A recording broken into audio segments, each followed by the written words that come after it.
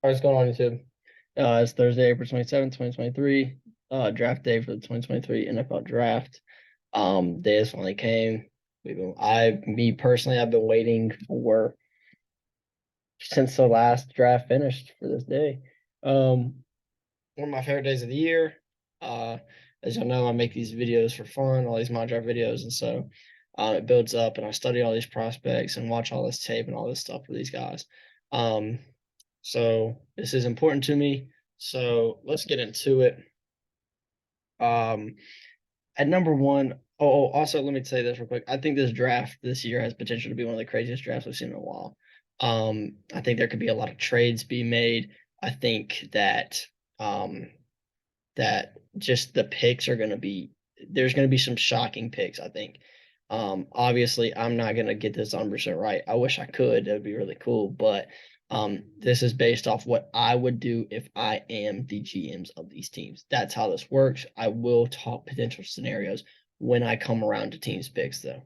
So starting off here, I do know for a fact from a source, it's Stroud or Young here. And I know that people are probably gonna be like, "Oh, well, no way is the sky blue, is the grass green?" Like it's Stroud or Young. If you look at the odds don't really say that, but I know that people are gonna be like, "Well, the odds don't matter." But I do think it will be Bryce Young 100% at number one. Honestly, if I could put money on it right now, I would. Bryce Young, number one pick tonight for the Carolina Panthers. At two, Houston, this is where it starts to get interesting. Houston, I'm down to two players for Houston, being Will Anderson and CJ Stroud. I don't know which way they want to go. Me personally, again, this is what I would do. I would take Will Anderson at this spot. However, I know that they're back looking at a quarterback. It was said the other day, maybe they're not taking a quarterback. The chances of them taking Will Anderson Jr. at two is getting more likely. But for me, it's just really hard because if you don't take CJ Stroud here at two, you are going to be playing against him for at least the next 4 years, at least, unless he just absolutely sucks and they bench him after like 2 years, which I don't think is going to happen. But if you don't take him here, Tennessee's trading up to three. If you don't take him here and Tennessee doesn't trade up three, Indianapolis is taking him at four. That's just how it's going to work. CJ Stroud will be a quarterback in the AFC South by the end of the night. And I promise you that. Um, and with that being said, though, because this is what I would do if I was the GMs of these teams, I would take Will Anderson Jr. at number two. He's the best defensive player in this draft. You still have another year of Davis Mills. Yes, I know he hasn't been good, but you're not going to compete this year if you take CJ Stroud there. Okay? That's just the reality of it. You're not as good as the Jaguars. You're probably not as good as the Titans. And you might not be as good as the Colts either. It's just the reality of it. You just got D'Amico Ryans in. He's going to make Will Anderson Jr. a top five edge rusher in the league within the next 3 years. With that being said, let's move on to number three. Arizona. They're I'm almost convinced that they're trading out of three right here. I think the only way they don't trade out of three right here is if Will Anderson's on the board. With that being said, I would like to say I think it's gonna be Tennessee that does it. Now, what is this gonna take from Tennessee? Probably that third round pick and probably a future second. They're still saying it's too much. You know, maybe it's the future first, but maybe we'll throw a fifth. That's still not enough. So let's get out of this. Let me reset this real quick. Okay, let me try this again. Okay, they throw 41 and a future second. All right, that's fine. With that being said, like I said, Tennessee trades up. They take CJ Stroud at three. Then it leaves Indianapolis the choice between Levis and Richardson at four. And I think with Shane Steichen coming in, I said it I just said it so many times at the beginning of the draft process. Will Levis is such an Indianapolis quarterback. But with Shane Steichen coming in, I think they would lean more towards Anthony Richardson. And again, if I was them, I would take Anthony Richardson at 4, and he would be an Indianapolis Colt. At 5, Seattle, they get their choice here. Do you want Tyree or do you want Jalen Carter? I think I'm still on the wave that they need edge more than D line though. And because of that, I'm gonna take Tyree Wilson at 5. At 6, this opens up the Lions possibilities here. It's one of these two guys or Jalen Carter, and I don't see the Lions passing up a guy like Jalen Carter. I don't see Dan Campbell passing up a guy like Jalen Carter. So I think he would go at number 6 to Detroit. At number 7, Las Vegas, it leaves them open. They get to take Devin Witherspoon. And then right here at 8, I'm gonna have a trade. And that is going to be Atlanta trades out. No. That's not what I want. And I'm making this one a little interesting here. I am going to trade up, and I think it's going to be my team that I've been mocking as a trade up all this time, the Pittsburgh Steelers. I don't think we'd have to go at 32 right here. I do think, well, we'd probably have to give up 32. And then I would probably want to say we throw our 4, and then they throw us back like a 3. I think would be a decent trade. And then we get our choice between Christian Gonzalez and Paris Johnson Jr. And I think that we've been focusing on Paris Johnson Jr. way too much to not take him. So that would be my pick there. At number 9, Chicago. Honestly, it's an offensive tackle for me, but I could see another trade happening here. But I don't think that they'll do it because they've already traded once. And I know Peter Skoronski's probably better than Broderick Jones, but I think Broderick Jones fits what they are wanting more than Peter Skoronski does. And then I think this opens up the perfect pick for Philly here at 10. I don't think Philly will keep both their picks. I could see them doing it, but I don't know if they will. I don't think 10 is the one they'll trade. I know Christian Gonzalez is on the board here. It would be a great pick for them. I know Nolan Smith would be a great pick for them, but I think Peter Skoronski is too good of an option for Philly to pass up on. He can fill their hole at right guard that they lost from losing Isaac Samalo. And then if Lane Johnson retires, which I do think he will soon, he is getting up there in age. He is in his 30s now. He can then kick out the tackle and be that Lane Johnson replacement guy. I think it's too good of an opportunity for Philly to pass up on him at 10. I know Christian Gonzalez is the best cornerback in this class, according to me. To me, again, I'm not an NFL expert. To me, I think he is. But it's just the way that the NFL works is someone is going to fall that is good in talent, like Christian Gonzalez, like Bijan Robinson, like Will Levis. It's just how the league works. Okay? It's just how the league works. Arizona at 11, I think, is where that Christian Gonzalez fall stops. I know edge is a huge need for them, but Christian Gonzalez is just too good. And if you really look at the cornerback room, it is horrid. It is bad. Then Houston gets put in a weird position here at 12. Do you take Will Levis at 12 because he's still here? No. I think you take Jackson Smith and Jigba. But again, I just think that there is going to be a lot of movement happening tonight. And with that being said, I have Houston trading out of 12. And the team that's going to be the one to move up is a team that needs a quarterback in the Tampa Bay Buccaneers. I think they would throw something like that at him. It's not going to get it done.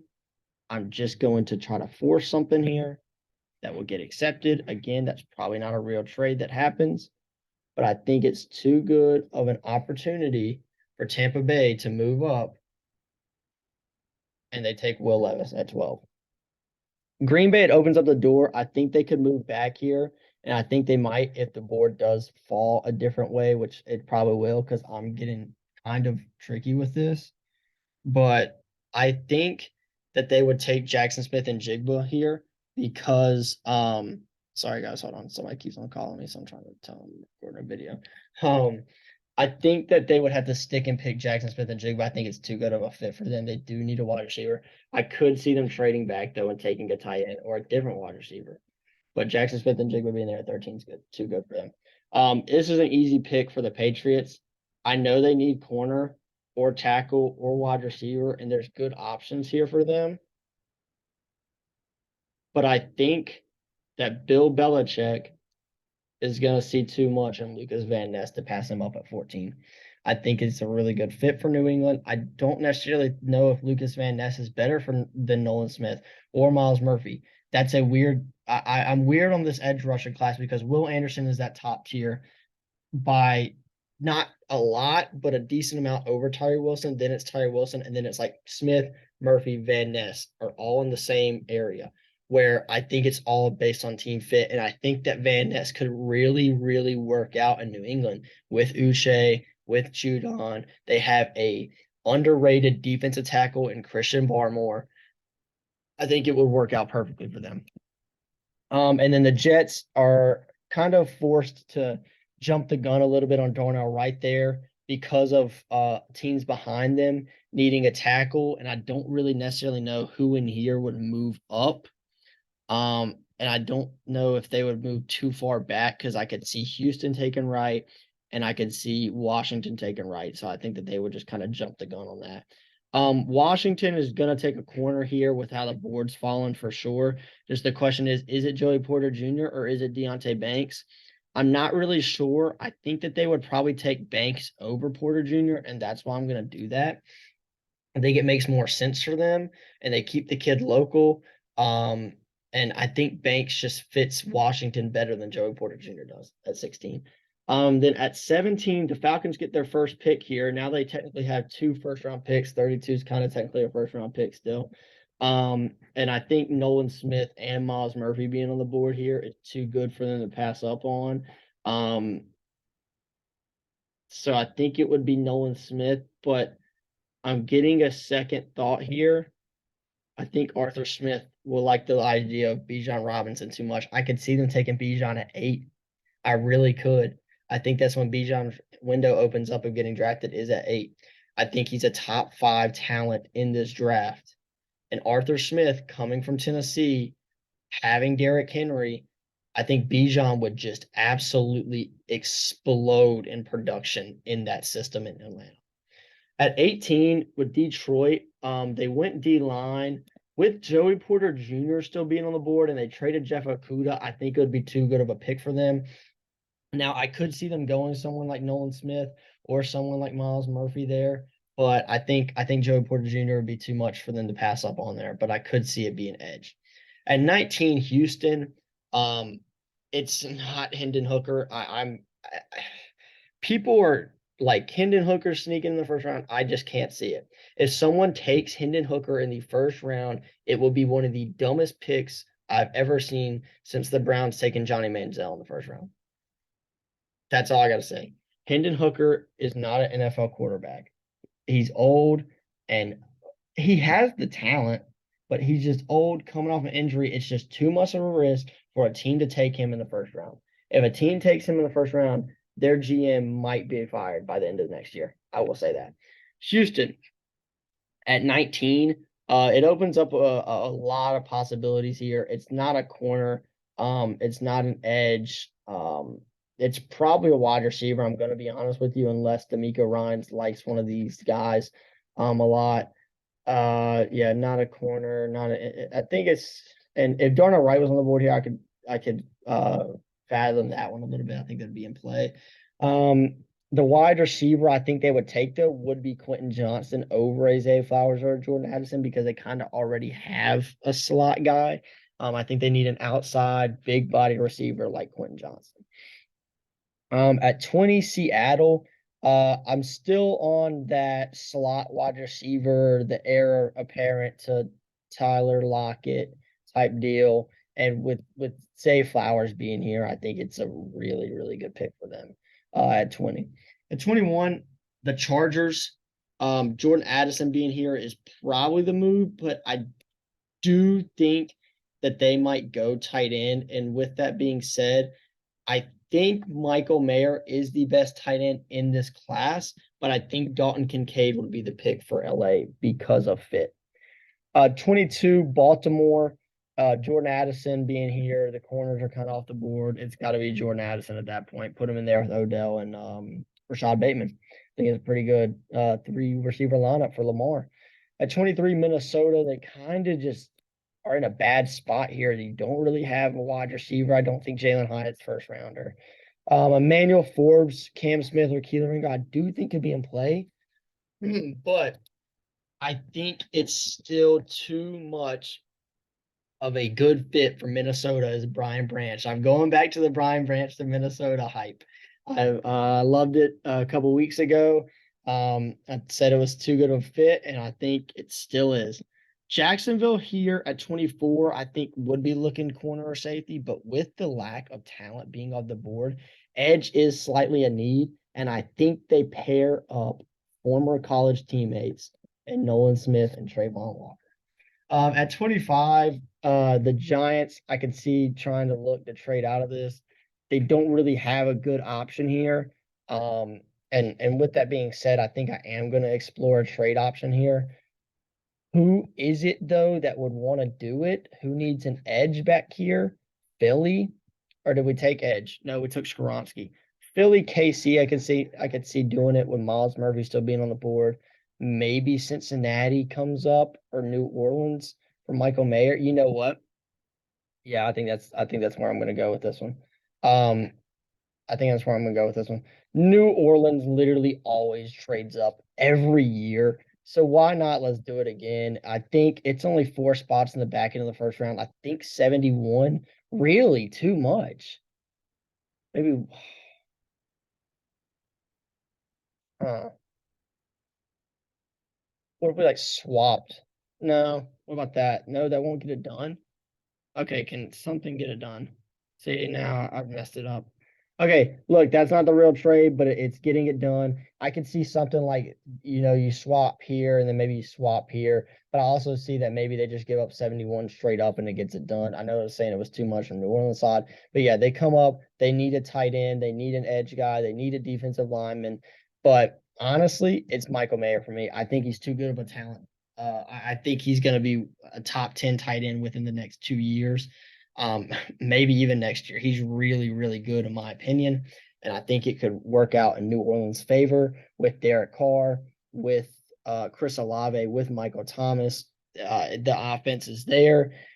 Now they just kind of target defense for the rest of the draft. Dallas at 26. It could have been Kincaid or Mayer if there. And that's another reason I think, New Orleans could jump, 2 teams in Dallas and in Cincinnati that could be looking tight end.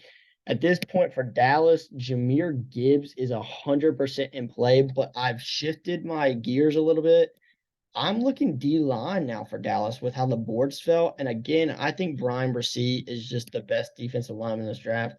And so I think they would look him. I do like the fit of Mozzie Smith in Dallas, even though I do have him as D lineman 3. But yeah. Buffalo gets an easy pick in Jahmyr Gibbs. I understand Jalen Hyatt or maybe Osiris Torrance, but Jahmyr Gibbs is such a good pass catching back that I think that could work out in their favor really, really well. Cincinnati at 28. I'm gonna have to say looks Anton Harrison here for sure. Need a tackle. They get him. I'm still with the Darnell Washington wave to Cincinnati because I think it could work out for them, but I don't know if they'll do it. Then the Giants are here at 29 after trading back. This is probably where you look at Emmanuel Forbes. This is probably where Emmanuel Forbes' window kind of is in that back end of the first, like mid-20s to the back end of the first round.